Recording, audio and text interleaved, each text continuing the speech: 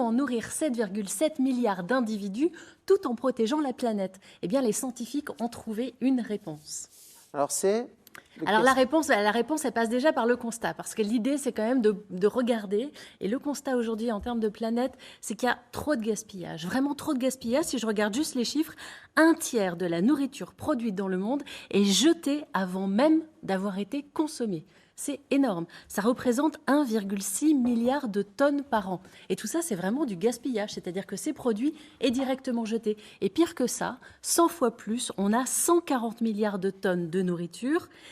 Eh bien là, ça représente ce qu'on mange trop par rapport à ce qu'on devrait avoir. Si on les mange, c'est pas du gaspillage, là. Si on les mange, c'est pas du gaspillage. Bah si, c'est un peu du gaspillage quand même, parce qu'en fait, ça se retrouve où? Ça se retrouve en termes de surpoids, en termes d'obésité. Et là aussi, c'est non seulement nocif pour la planète, mais c'est aussi nocif pour notre santé. Et là, on a encore des chiffres, puisque dans le monde, aujourd'hui, on meurt plus quand même de surpoids et d'obésité que de famine. On a 39% des individus qui sont en surpoids dans le monde, et en termes d'obésité, eh bien, on a 13% d'obèses. Et là, en France, on n'est pas mieux, puisqu'on est à 16% d'obèses, et en Alsace, on ne fait pas mieux, on est à 17% aussi. Elle va nous casser le moral, je ne vois Non, absolument pas de quoi elle parle. C'est le constat. Et ce constat, il vient quand même parce qu'un des problèmes, ça reste notre cerveau. J'en ai parlé la dernière fois, mais j'en parle parce qu'il n'est pas forcément... C'est pas un bon élève en matière d'écologie, le cerveau. Hein. Il a encore des réflexes de Cro-Magnon qu'il va falloir apprendre un peu à surmonter. C'est pas parce qu'on a de la nourriture juste devant nous qu'il faut la manger.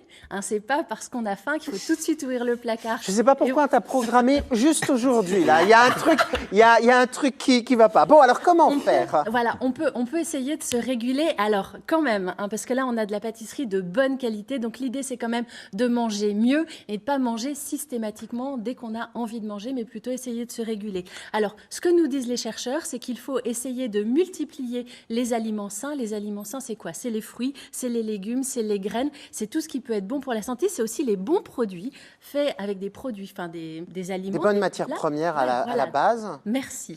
Des bonnes matières premières et limiter tout ce qui est moins bon pour soi, c'est-à-dire les plats préparés, tout ce qui est industriel et qui n'est pas fait maison, le sucre en trop grande quantité et la viande rouge qui, quand elle est consommée en trop grande quantité, n'est pas bonne également pour la santé. Avez-vous entendu parler du lundi vert? Non, mais je sens qu'on va en entendre reparler. Hein.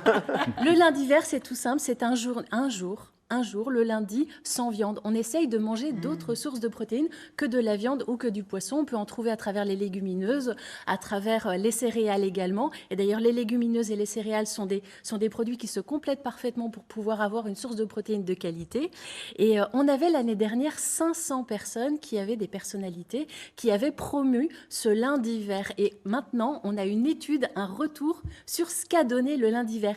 Et les résultats sont quand même très encourageants. Alors, je vous donne quelques chiffres. Très rapidement, 10 secondes, rapidement. Si tu arrives. Donc, on a 90% des personnes qui ont commencé et qui vont continuer, et 68% des personnes souhaitent maintenant étendre le fait de ne pas manger de viande à d'autres jours de la semaine.